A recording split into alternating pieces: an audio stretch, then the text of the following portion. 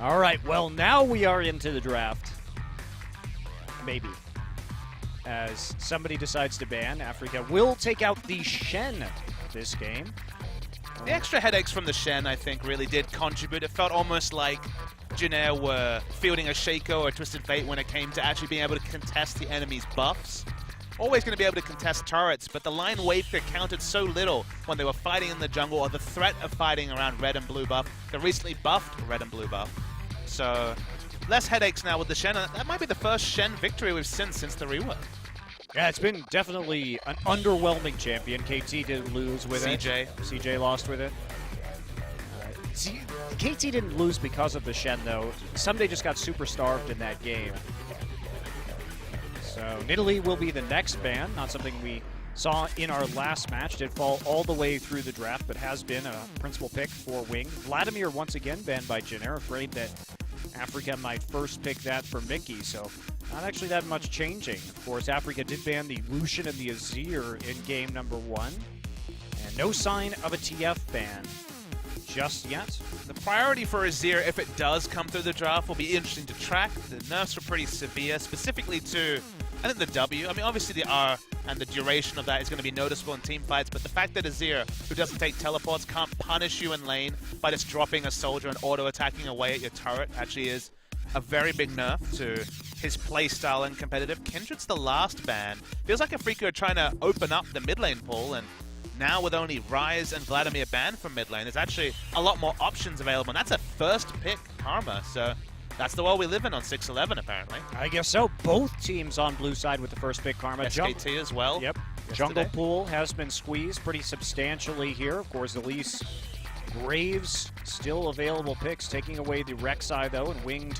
They just pop on over for the Elise and apply some early pressure. The Azir nerfs, of course, the ultimate nerf, too. The duration on his ultimate at max rank has been more than halved, 7 to 3 seconds, but apparently teams still think that it's a valuable pickup. I agree with you, Baba Smithy. Without that teleport, he's a lot less punishing against mid laners that do TP away from him. Because you kind of have to sit back when you see such heavy-handed nerfs and the fact that, okay, now, if he stays in lane, he's going to be punished. He doesn't take teleport. And you have to wonder, what is it that he does provide that forces teams to really opt into it? The laning phase is very safe, can build attack speed and then take over a lane. I think the passive is actually very relevant also because it sets up those scenarios where you're actually able to look for a siege in mid lane after you've lost your own turret. But we don't see Azir locked in, and it's going to be Nami also heavily jump up in priority. We've seen this a little bit, but it is surprising to see a draft where Karma and Nami are first rotations. I don't know if I agree with that. We did see Trace popping between the Braum and the Nami right there, because what they're worried about now, so if they take Braum, they'll be able to stop some of the poke coming in from the Karma. But if they take Nami and leave the Braum up, of course, we can just see the mid lane Karma and then see the Braum taken to block the tidal wave. So it's tough to take that Nami this early in the draft with the Braum still available and when you don't know exactly where that Karma is going. So they do take a bit of a risk there. You could see the indecision even up to the last second on the side of Jin Air. And now that they see the Braum hasn't been taken, they're going to take the Ashe, actually. Does give them some initiation power. Looking over the match history of Mickey, he has no competitive games on Karma, so it would be a first of if they do go for, in fact, the mid lane Karma. But Lulu was his most played champion last season, so you do see some crossover skills there. LirA actually coming through with the Lee Sin pickup, and he's been a bit wacky with that this season. Boots of ability. Boots of mobility, right, before any other items, but he was sick on the Lee Sin the one time we saw it. His insect mechanics certainly had not evaded him, so reaching for Lee Sin when there were other options available, but doesn't want to go for the passive farming of Graves, wants to make the plays, and with Twisted Fate available as well, we could see a return to the old for Afreeca, and I, for one, will be excited to see it. Well, they know the matchup in the mid lane now that the Azir has been taken, but a lot of ways to stop the Lee Sin engage. You have Spell Shield onto Sivir. You have, of course, he can be pushed back on the second part of his Q by the Azir ultimate. So they have tools. He can also get just knocked up out of it by the Nami ult. So not going to be the easiest for LirA to get in here, even if he wants to build that very aggressive Lee Sin boots of mobility first that we've seen from him. And now it will be, as you say, perhaps the Twisted Fate lock-in here for Mickey. tough to play against when we see the Sivir already and no top laner selected. So it will be a 1-3-1. Afreeca going to try and actually split push themselves this game.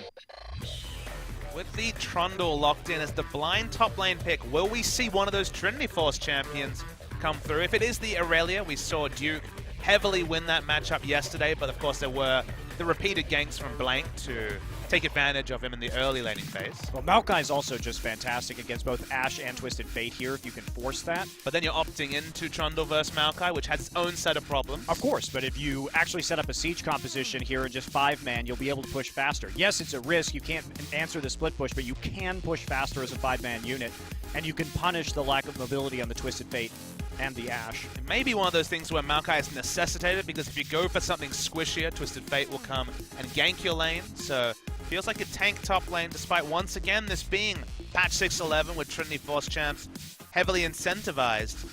Ekko and Maokai both available. Ekko saw some heavy-handed nerfs and is still going to be the selection from Trace. One thing I will say about Trace is that he was amazing on Ekko versus CJ, like incredibly dominant on that champion. But half-second less stun on his parallel convergence now, lower base damages on the return from his Q. Well, if you think about it, the E was nerfed in terms of base damage before, and now Q and R are nerfed. So basically every damaging skill he has been toned down. Also, the passive means that the chase potential and the missing health damage will apply less often. Well, it's also just the dueling against the Trundle. It's basically, it went from 3 seconds to 5 seconds before you could proc it again, so it's pretty massive difference. Early laning phase will still be strong against Trundle, pre-Tiamat, pre-first item. Ekko will be able to push out, but risky stuff, I think, returning to the Ekko after the nerfs. Yeah, I totally agree with you, Papa Smithy. I'm very interested to see how Trace does on this pick. Not something I was expected to see tonight. Especially, as you say, with the rise of these Trinity Force, you got to believe that there's something maybe more powerful, or you go for the Maokai for the dives and trying to set up a 5-man siege. Not going to happen today, though. We'll see how this Ekko does after these nerfs in the top lane. As we get into game 2 here, Afreeca trying to run the 1-3-1 this game, interestingly enough, and they're running it with a Hurricane 80 carry, so should be able to hold that mid lane. Just lots of pick power as well. Twisted Fate, Ashe, the Global's in full effect, and let's see if LirA straps on those boots of mobility and tries to make the play again. I really hope we see that. I hope we see and try and focus on ikssu, get him ahead, and get an unstoppable split push rolling. Afreeca investing heavily in that strategy in this game number 2. Won't be outdone by the split push this time around. Well, we're going to get into game, guys, and we'll be right on the Rift.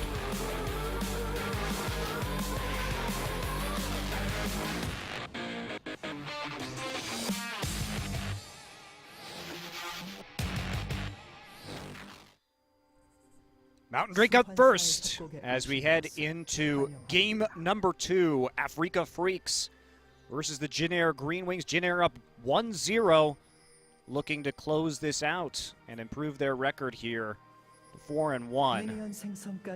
Afreeca bouncing back with a very different style of composition in this game. Crazily, the pick that we want to track the closest is top lane Ekko, which sounds like some sort of ironic statement on a previous patch, but with all the changes, you know, people will say, okay, but it's still Ekko, still very annoying, still has great mobility. Looking at the Keystones, and LirA is taking inspiration from Wings Graves, going for the Thunderlords on the Lee Sin, which may once again show that he wants to do a lot of early ganking. A lot of the power in Thunderlords is front-loaded. You take it for early laning phase and early ganks from the jungle. Also a great scenario to have the Thunderlords. Absolutely, although it is hard, it must be noted, to actually take duels with Elise's Lee Sin because of the Spiderlings blocking the Q. So you can find yourself in a really unfortunate situation if you do try and take that 1v1 duel. See, what you do is you get boots of mobility, so you're there, you get face-checked, and then you hit the Q. Nice.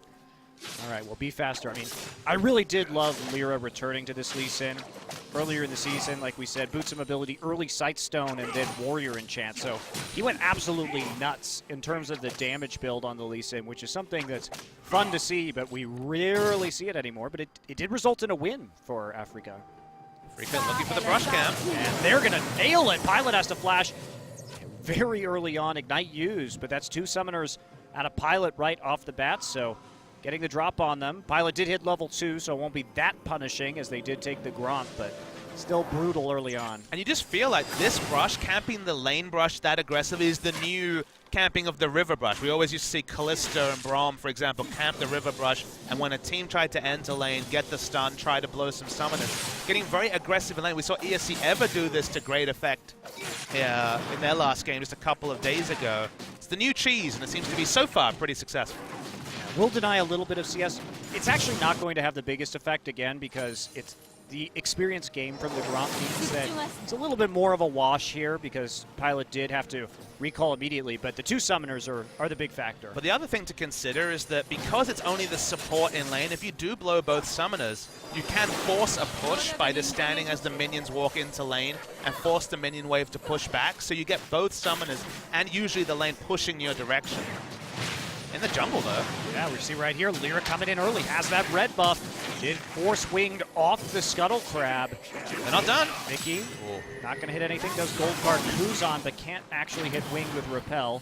SnowFlower again coming up to help early on.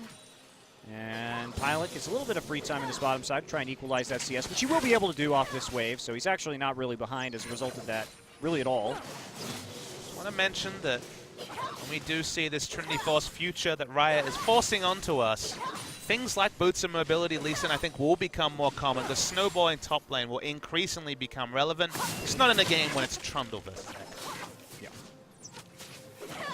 Too true. Too true. Well, Winged will get the top lane Scuttle Crab here as he heads up. Mickey doing... Oh, look at these items. Oh, we're now disappointed. Two long swords instead of the... Not often would two long swords be disappointing from Elise in, but it's just not aggressive enough for us. Could have been a gold value thing in the previous game, It's worth noting. Yeah, absolutely. So, where are the aggressive plays going on next here? Be asked for wistfully in a Jin Air series. Hey, it's an Afreeca game, so maybe LirA can make it happen. I know that other teams also don't get kills against Jin Air, but I have to see. Trace is already really struggling in this lane. You can see he's had to use 2 of his charges already on the Corrupting Potion and is falling pretty substantially behind in terms of CS. So one wonders about this Ekko. Well, this kind of struggle streak for multiple lanes. Winged had to blow the flash, as we saw.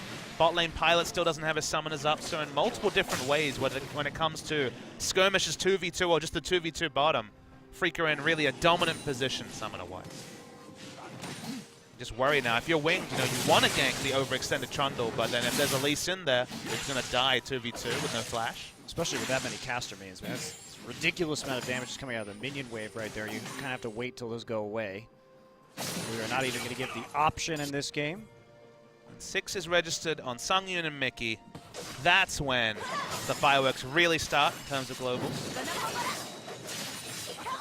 Comeback pretty good for Pilot and Chei here. And it's just stabilize in this lane as long as they can wait for that flash to come back up. And it should be up approximately the same time Mickey does hit his level 6, so there's not going to be a big timing window to really abuse. I mean, the most guaranteed kill is if you let Pilot and Chei push in bottom lane with no exhaust on the Nami, then there's a really good chance of picking up a kill on her with Ashe arrow into the Twisted Fate gold card. She's probably the freest kill with that particular duo. Still a ways away, though. Just ping 5. But you can see the wave frozen or close to that in the bot side. Sung is now going to push it up to try and punish any potential recalls from Jin Air. Not going to recall yet, though. Playing a very cautious game now that Mickey has that Destiny and Gate available to him. To come back in the lane with that Tiamat, and some not great combat stats from Trace with that Sapphire Crystal. Will be a Sheen at some point into Iceborne Gauntlet, but lane control in top, lane control in bot, and Twisted Fate pretty happily farming in mid, so early game definitely going like clockwork for Afreeca. Just have to try and set up that split push now in the mid game and see what they can do with a Twisted Fate and the Trundle. But the fact that the Trundle is winning this top lane is, without any help whatsoever, is a worrying sign for the late game. If you are a Jin Air fan, That's why when I was talking about the kit being the same and Ekko still being relevant, it's the fact that everything is weaker. He was known to be lane dominant and then, okay, not the best teleport flanker, but he did so well in the lane that it vindicated picking him up despite his obvious deficiencies compared to a champion like Maokai. Now the laning phase is so much weaker with all the base damage nerfs that you wonder if the payoff is actually there for the Ekko pick. I just don't think it is. He's still going to be valuable when it comes to zoning off people off turrets off the backside. He's still really good at running at Ashe, it's worth noting. Yes. Because against the immobile AD carries can run an ult, and that part hasn't changed. The damage will be lower with Iceborne Gauntlet and all base values. Literally every damage source he has been nerfed. But again, the playstyle of just taking all of Ashe's time might be relevant enough in a team fight to justify the selection. Well, just a waiting game here until they try and make a play.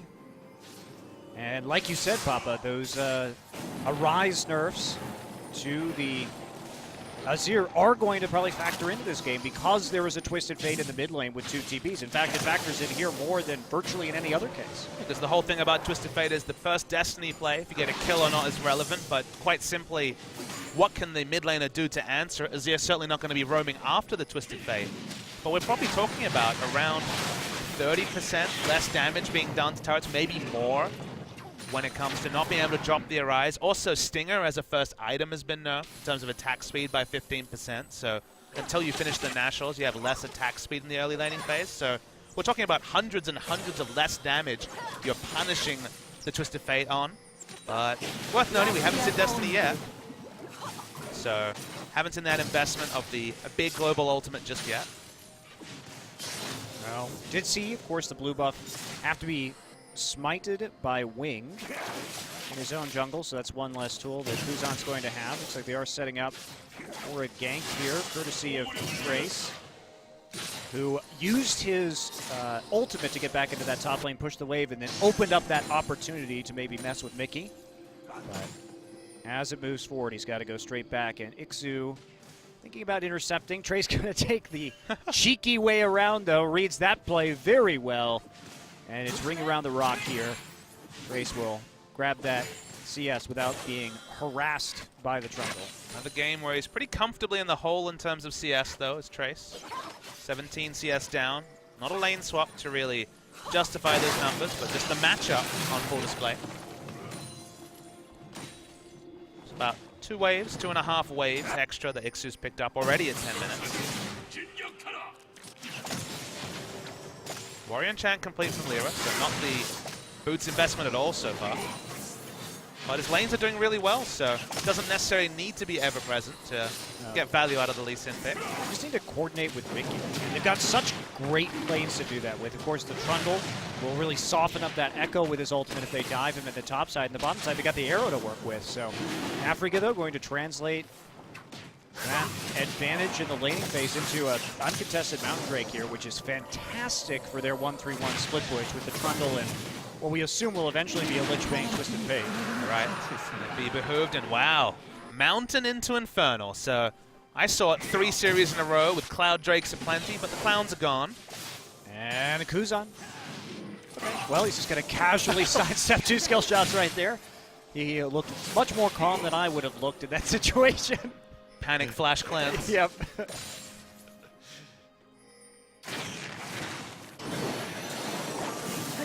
Sangyoon all on his lonesome in the bottom lane. Well, Karma's there, just hanging back. We're going to show up for his first visit. Just going to clear out a pink ward. Never mentioned it, but pink wards have changed a little bit. They now regenerate in terms of hit points. Yep. Out of combat. It was a very interesting change, actually, considering that how long it takes to clear a pink ward, and now that you are more likely to have to do all 5 hits in one go, those low attack speed champions that don't get a lot of attack speed, yeah, as you're saying, a lot of time in the late game. Has been dropped to 4 hits, so that's the one little thing. So it's not the 5 hit anymore, but the regeneration is probably it's much better. A bigger thing. So you could bait around pink wards, interestingly. You could do 3 hits and then return in terms of a gank to actually profit, because of course the enemy team would want to try and defend it in much the same way that teams won't quite take down a turret, but use the low turret as a beacon for a turret dive. So things have changed for situations like that. Trace is really going to have to show up in some of these team fights. I'll say that. They intentionally picked this, and to Trace's credit, he has been excellent on the Ekko, but after those nerfs and in this matchup, he's got to do something, and here we go. Going to try the dive. Trace has his flash available. Got his read ults. it really well. Look at the mini-map. Yep, they've already sent 2 people up top. SnowFlower on that roam, but just going to try and push this out. They do get some turret damage, but they invested quite a bit for that, and they're also not able to push up in the bottom side, as we do see the Ashe there farming at the Krugs and not able to do much for the midi wave. So actually a pretty significant investment, not for much advantage, but they still hold strong with a nice early gold lead. And there's 900 gold, but you have to also notice that the Lee Sin Twisted Fate Ashe combination has achieved nothing in the phase of the game where they have the most likelihood of being able to pull off moves. So just waiting out the pressure of the global, specifically the Destiny in the early game. We may not actually see Destiny used before it's upgraded for the first time at level 11. So there's definitely validity in Jin Air going for the safe approach. There is that scenario where it could be 5v4 because it's double TP and Destiny versus the Cleanse Azir. So weathering the storm and staying competitive in gold, maybe that's the true Jin Air approach to a game like this. Absolutely, and there is validity to say, okay, well maybe we do as a team give up a few CS here and there, because that is less money than us trying to fight for these CS, maybe overextending it, dying, losing a turret, losing another objective. So play conservatively and we'll have a definite deficit, but the odds are we'd have a bigger one if we actually tried to make plays right here, because Afreeca's pick composition is so dangerous, and they know that they should have a preferable 5v5 in the late game. So if that's when they want to fight and they want to scale up in the meantime, they'll go ahead and do that. Does guarantee farm onto the Trundle and ensure that the Trundle split push will be very powerful in the late games. That's why you like drafts where there's both a 1-3-1 identity and also pick power in the early game to give it strength. This is a nice rotation from Jin Air, though. Playing around the pressure that they got off of that roam to the top side. Afreeca will answer, though. They are quite cautious about the Lee Sin flank coming through. Boots of Mobility are done at last, Papa Smithy. Yeah, so at least we get to see that, and now it's time for more damage. So interestingly, he has changed over his trinket to a sweeping lens, but he has no wards and no sightstone. So this is definitely a pretty big risk from LirA, and he's going to be much more flash reliant than most Lee Sins to make plays. See Kuzan doing the Azir thing. This probably would have been a dead turret. It would have. Pre-611 patch. May still be a dead turret. Nice punishment coming out from Kuzan. Zoning Twisted Fate under his turret.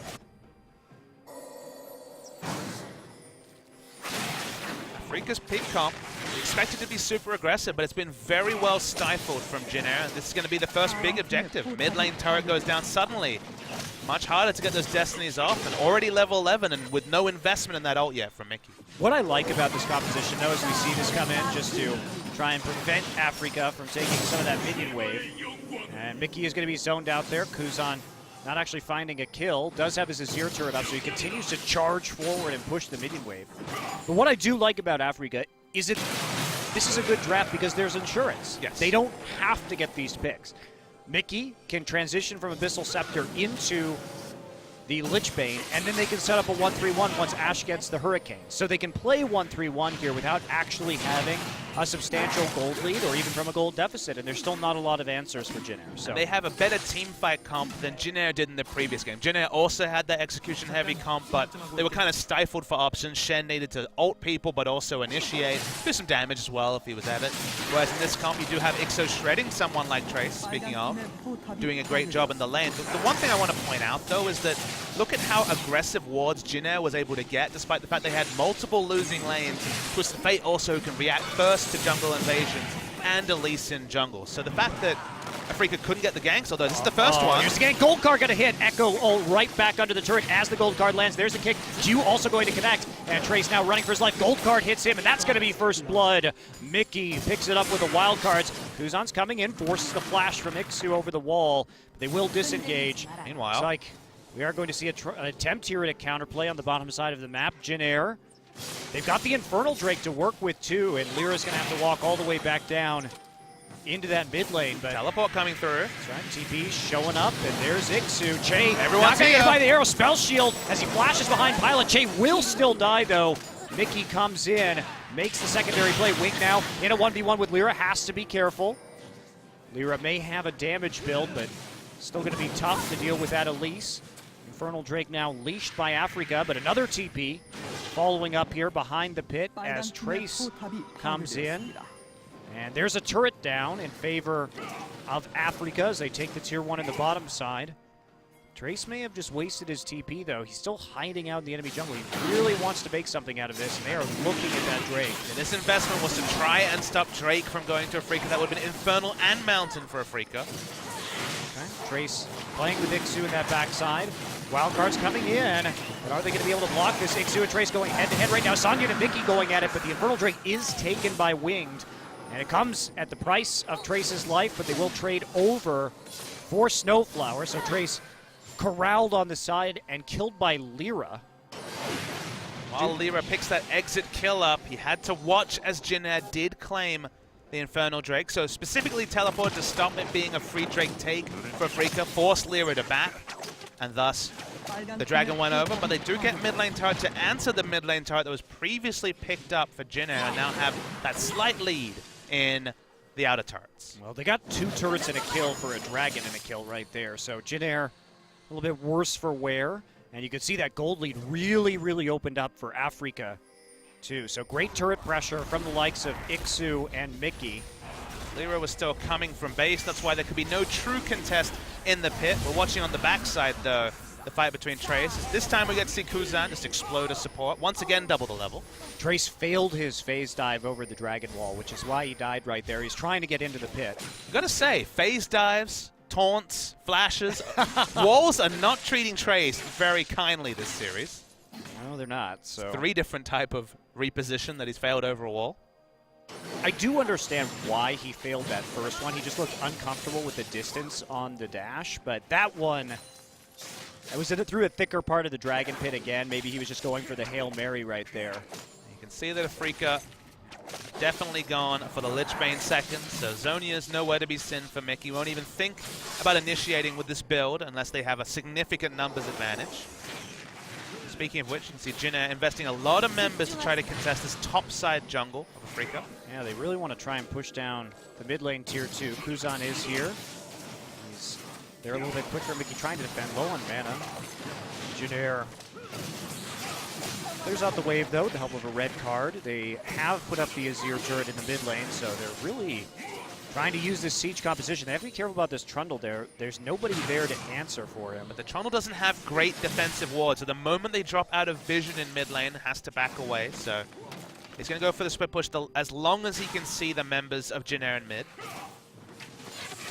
Jin Air still committing to this.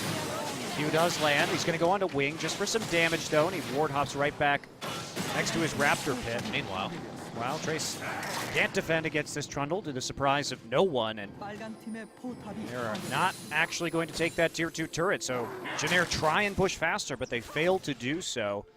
And it's a 1-for-0 trade in terms of turrets, and that's just more gold in the pockets of Afreeca. very aggressive build coming out from ikssu. Titanic Hydra into Black Cleaver is the build, so not looking to build any semblance of magic resist. We usually see things like Iceborne Gauntlet and the Spirit Visage from these Trundles, and we'll probably still see a Spirit Visage at some point, but very much going for combat stats early. Yeah, Ekko really struggling too. 2 deaths here for Trace, and not really anything to answer for it. All he's got is an Iceborne, so he's not going to be doing much against this Trundle. One of the powers of this build is that ikssu can fight with Sangyoon, shred a frontliner, and then things like the volley and the Q as well from Ashe will shred frontliners. So actually those two together synergize very well when that Black Cleaver is completed. A huge gold lead now for Afreeca. 20 minutes, 5,000, the number. And Afreeca here really dominating. And Mickey actually going to get all in here by Kuzan. Does hit the gold card, though, but Winged with the cocoon on the backside, and that'll be a kill as more Sand Soldiers pop up and stab Twisted Fate. Jin Air doing some work, get the pick they needed in the mid lane, and now maybe they can finally get down these turrets in the side lanes. Mickey also ended up getting bounced by the Emperor's Divide when he tried the flash, so maybe didn't have enough range to be able to get over that. So they will also lose this top lane turret as a result. So the global goal is starting to be answered, but Afreeca, right now at least, have a big advantage in turrets, even after the second one comes down for Jin Air. Step by step to catch up, though. Get the pick, get a turret. That's something for Jin Air. Very much the tortoise of the league. Slow and steady.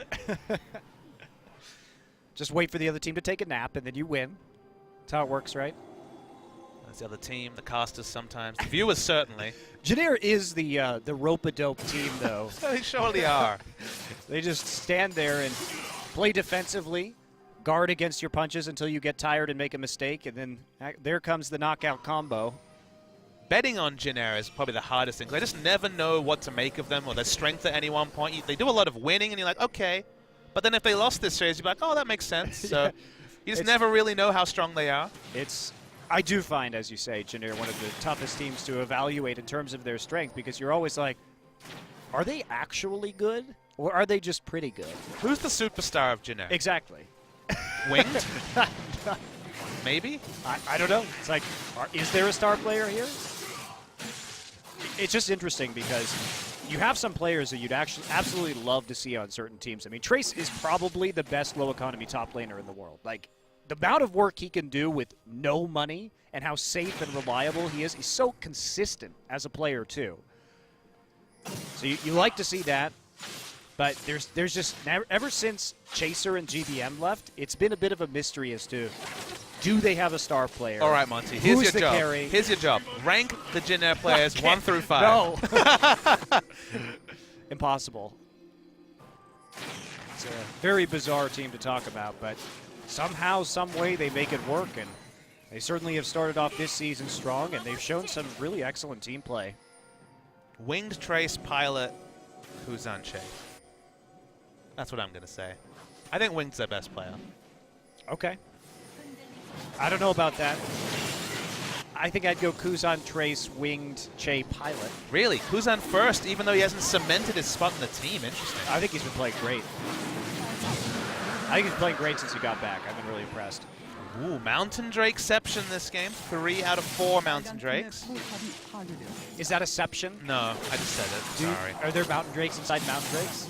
Could be. Is it Mountain Drakes all the way down? Isn't there a mountain inside a mountain, Monty? Is it like a turducken where like Mountain Drakes are just like packed in there? Definitely. I like that's where your mind went, the turducken. Well, that would be Mountain Drakeception, right? You have to have Mountain Drakes inside other Mountain Drakes. Mountains and mountains. Do they eat each other? I don't know. The cannibalistic Mountain Drakes? Does make for an appealing Drake roast, though. Bait is certainly set around Baron. We still haven't seen Ashe Arrow really be a massive tool so far in this game. Couldn't tell you if Sangyoon's used more than one. Are you really going to hit anybody, though, with the Spell Shield? I mean, last time Chei actually flashed in front of Pilot and Pilot Spell Shield. It was a good team play. Just kill the hell out of the Nami. That's what you do. What they tried. Didn't work. They used the Flash and the Spell Shield to block it. So Afreeca, it's like they may be attempting a Baron here. They're going to start it. No Baron damage there, really. They don't have pressure anywhere else on the map. This is a really weird play for Afreeca to make. Very dangerous. Doesn't have any wards at all. Say, yeah, Jin Air doesn't have wards. They're just poking in blind. And we see the flash over for Wing. Can he actually steal this right now? No, he can't. LirA picks it up. Trace there on the side, though. They're going to try and fight him in the pit. Kuzan already low, but there's the disengage. Ikssu falling. Trace is going to catch up to him very easily, however. And there's a double kill, actually, for Pilot. What a bizarre fight. And you can't even compare this particular Baron take to Jin Air's. Of course, they're in a similar context, a 50-50 Baron, but Afreeca weren't in a position to actually collapse after the objective went down because Twisted Fate never actually committed to the fight. And if you look at the minimap, Twisted Fate kind of watches it after the Baron goes down and is like, all right, I guess I have the Baron buff, backs away, and it ends up being a 5v4 for Jin Air. Well, what a great ultimate there to just keep Ikssu right in the back of the pit so they can catch up. And they're going to deny. They have the Sivir ult. They can actually chase people down after that. Sivir Ekko have excellent chase potential, but Afreeca basically, maybe they weren't steadfast in their call, but they seem to be surprised that they got so much damage on it, were then kind of put in a scenario to finish it out, and they weren't on the same page with their mid laner. I mean, we've seen TP problems from Mickey before, but rarely on Twisted Fate. He had the Zhonya's Hourglass. He absolutely could have TP'd into the river to at least try and do something about that situation. Instead, he just let Kuzan and Pilot with all their AoE damage get inside the pit and pick off the members of his team. So the only scenario where that makes sense is the fact that he was like, okay, I could trade my life for maybe a kill, but then I'd lose the Baron buff, and they want to make a really big Baron buff power play with the Twisted Fate split push. They still have double TP against none. It seems like optimistic theory, but this Twisted Fate right now can push unanswered in top lane because there isn't many options for Jin Air with no teleports. Yeah, well, they've got to really maximize the damage from this Twisted Fate. He has no ward coverage. No wards. Nope, none at all.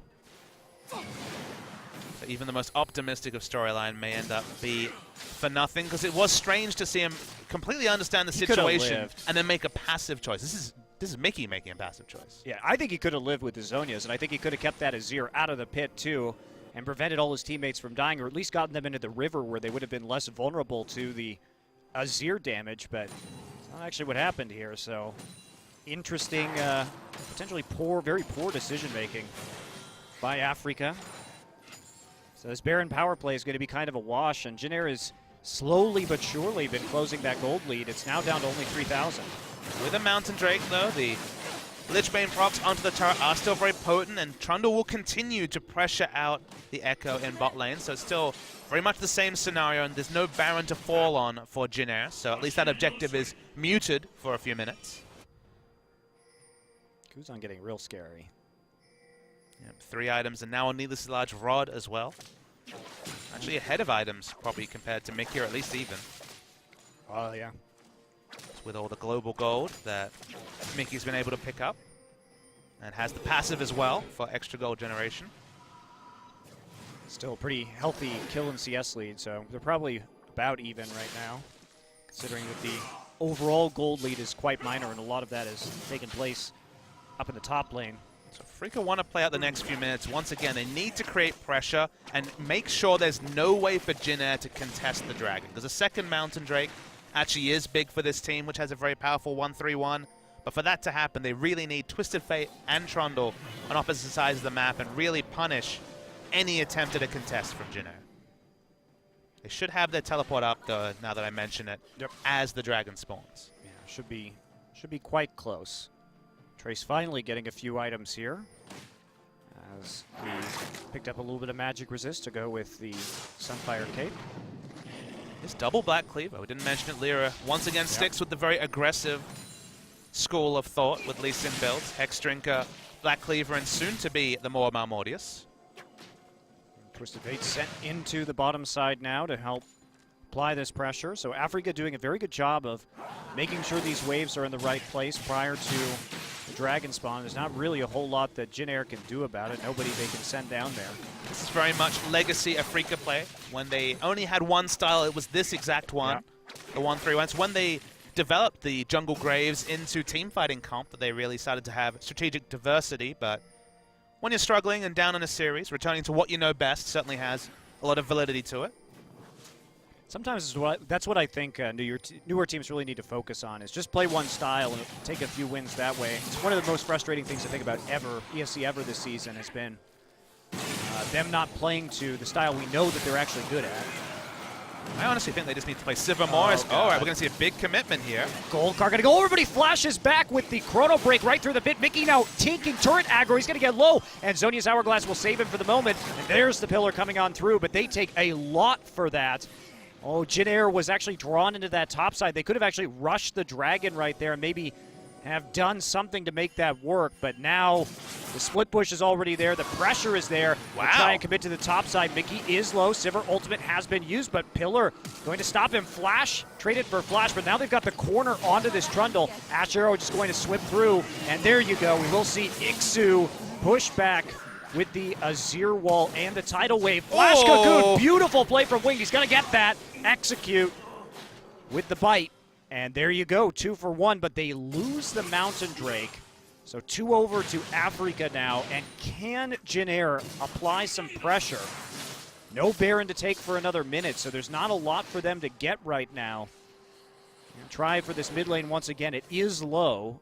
Kuzan wants to chip a couple hundred more HP off this turret and get some gold. But Elise can just step up, and there's no way for them to contest this turret. I think Afreeca got too greedy. They tried to still show in top as they were taking the dragon. Realistically, they could have just backed away. They could have just channeled their recall and then TP'd into the dragon pit. So it felt like they had a more straightforward option. That's the sort of option Jin Air would have taken, because that's the more safe option. They tried to get everything at the same time and ended up getting chased down. So Jin Air really committed to that too. A lot of summoner spells used to make that play work, but it does, and we're still in this position where Mickey has just spawned Sangyoon with a chunk taken out of his HP bar, and they're playing around this Azir turret. They're trying to provide pressure, but ikssu still has his TP up, and then maybe Jin Air will be able to transition this into a Baron if they're lucky. It's a really heavy damage build from ikssu. He has very little armor, none in fact, so he can actually get shredded by Pilot. He needs to really choose his windows well. They're going to try and make a pick onto Trace right here. Trace gets back into the Raptor Meanwhile, pit. And there we go. We do see the Baron started, but Destiny already down. Gate going to be used right into that pit. And there's a channel on the Spiderling actually for the teleport. They're going to try and rush it down. They're going to get it. Afreeca not there in time to secure it. Now Trace going to turn, takes a big chunk immediately. And here we go. Everybody trying to get in the pit. LirA is blocked by the Emperor's Divide right at the mouth. And Trace trying to clog it up with the parallel convergence, but they're all getting poked down. They're all getting low. ikssu still at full HP. 5 members solo. They're going to have to start flashing out of this one. Kuzan goes on the other side of the pit, shifting sands. And this may be a bit of a draw right here, as Trace with that parallel convergence just buys enough time that Afreeca not able to get in and not even able to get a kill, loses Sangyoon. And can't finish that off. It loses Sangyoon, but more crucially, lose the Baron in a 1-3-1 comp. Suddenly the 1-3-1 is no longer a realistic win condition. They're going to have to group up and deal with Jin Air. And one of the reasons that Azir is still good is that Baron damage. The ability to take down a Baron with the Sand Soldiers has always been immense. And once they had the buff, they had exactly the right terrain to put up the Emperor's Divide, kite back into, and Afreeca could get no exit kills after the fight. Yeah, they tried to get in, but LirA's actually bounced back by Kuzan's ultimate, even though he was hit by that arrow. And then you can just see the Emperor's Divide first blocks the choke, then the parallel convergence comes down, and a second channel of the parallel convergence. There's just so little terrain for them to come onto, and that means the Pilot able to free auto. And because of the greedy damage-focused build from ikssu, he can't ignore Ashe's damage. Winged in a bit of trouble right now. Will get healed up by Chei. Still taking the poke. There's the kickback. Winged actually going to smite the red buff for health. So does get a nice chunk back. Doesn't take that little bit of extra damage that might possibly... Oh my god, would have killed him. Speaking about getting killed though, Kuzan gets the Thunderlords onto the Karma, and that's enough to finish. All right, Kuzan's moving up the tier list, Monty. Told you. My Jin Air player tier list is better than yours, Papa Smithy. Oh. He's been playing great today. Really, really well. And suddenly Afreeca's comp against Baron buff and against a teamfight comp falls apart to some degree. It's going to be the mid lane inhibitor down with no possible response. And ikssu just slowly trundling his way in the side lane. Got no tier 2 to take there, though, and with the empowered recall, they'll be back in plenty of time before he can actually threaten that inhibitor. No wards or turrets to take. Sad day. What a disappointing time to be Steal a blue, yeah. He's got something for his troubles. Gets the pink ward down, knows he's not going to be seen or in much danger with that little bit of a takeaway right there, but does lose that mid inhibitor. That feel when there was no one to arrow or Twisted Fate gold card before, and now there's a QSS and also Mikhail's as Mickey gets face checked. Oh wow, Wing just taking him to town. Well, Mickey does have a Zonias. Yeah, sorry, the Winged has a Zonias. Well, Mickey has a Zonias and a Flash, and he decided that he was just going to give up on life right there, I guess. A lot of damage onto Winged, but with the cooldown of the Zonias being up to 2 minutes, there is validity that if you're definitely going to die, maybe just hold on to that cooldown. Especially if you know both you and Elise have Flash, and you and Elise both have Zonias, like, you're going to die right there. Definitely. Jin Air stay as the 5-man unit they're strongest, and they will not be split up, Baron buff or no, and with the Baron buff they're going to push down a second inhibitor turret and roll on to what is looking like a 2-0 victory. Jin Air staying strong. They came back from a 5K deficit in this game, but did get that very clutch Baron as Afreeca unable to contest and really translate their early edge into the kind of pressure they needed. Even though they got that Baron, because they died during the attempt, they couldn't maximize the value and really effectively use the Baron power play. And you have to say that, although we've seen some poor Twisted Fate games, I think this one takes the cake. The fact that he couldn't find an ult till level 11 and then was very hesitant the couple of times we saw that he could collapse specifically on the Baron take. It is surprising to see Mickey just not really commit on Twisted Fate. To be fair to Mickey, he did get the first blood in this game. He did help out the Trundle lane, which is what he really wanted to power up. It was very late in the picture. It was very late in the picture. I was more concerned about how he played that Baron with his ult than anything else, frankly. Just what did Twisted Fate get them this game? The Trundle was already winning before the actual gank came down, so the extra advantages you picked Twisted Fate for, almost nil, I would say, in this game. Not really able to set up that split push. They are going to take an inner turret against the super minions, but LirA alone here in a jungle against a Guardian Angel Ekko who's blocking him up. Nice stun on the Sangyoon, and he's just buying time for his team to push down another turret right now. Does enough work there, ties up multiple people's time. And there is going to be a TP from ikssu right here onto that tower, but that's not really an advantage. That's no wave clear of his own, so not able to walk up. That is the last inhibitor turret, precariously low. The one thing he did do was made it so it's going to take another about 45 seconds for the super minions to get into the mid lane. So there's actually very little threat from Jin Air onto this turret, or it's about as little as there can be because Afreeca can just sit as 5. But it's just not going to be enough. The poke from Azir, basically unstoppable right now. And they just go to town on the third and final inhibitor in this game. And it looks like that's going to be just about all she wrote. Janelle will just wait till all the minion waves crash into these Nexus turrets and look to finish out the game. They've got the range advantage. They will keep poking on these turrets. But for now, waiting for those minion waves to converge, as I mentioned. So, staying in a nice big spread right here. Not going to be taking too much damage from Afreeca's poke. Trace dodges in, forces that Trundle pillar to be used, but... And there we go. Kuzan actually caught on the side. Does cleanse out of the arrows. The last fight, Kuzan going to dodge out. Will he actually go down? No. Escapes into the backline, but Trundle picks up a kill onto Pilot. Stopping that streak. Trace trying to get out right here. GA's already been popped, and he will be the next to fall. So they do grab a couple of kills on the backside. Destiny used, does check the positions of the other players, but he's not actually in range to pick anybody off, and the Azir turret used just for a little bit more safety. So they finally get some kills. You know, they vindicate the build from ikssu. Full damage Trundle, but was able to shred the stats from the Ekko and takes them down. But the question is, what are they going to get with this time they're going to have to farm? Because Jin Air can go back, they can pick up objectives like Baron and the Elder Drake when they spawn, and it's going to be very, very difficult for Afreeca to leave their base, even with double teleport and Twisted Fate, just because of the minion pressure. Tough time. Afreeca may find themselves with an Elder Dragon, though, and a chance to come back to this game. Wing trying to contest. So you're going to go in for the repel right now, thinking about it. ikssu comes in with a Trundle Pillar zone. Dragon at 2200, but ikssu all by himself nearly eats it. Chei on the side, though. LirA looking to hunt him down. Does hit him with a Q. Does pick up the kill. Wing now Zhonya's can't get it, so another 2 down. Afreeca does bounce back. LirA has to flash, still dies to that Sand Soldier.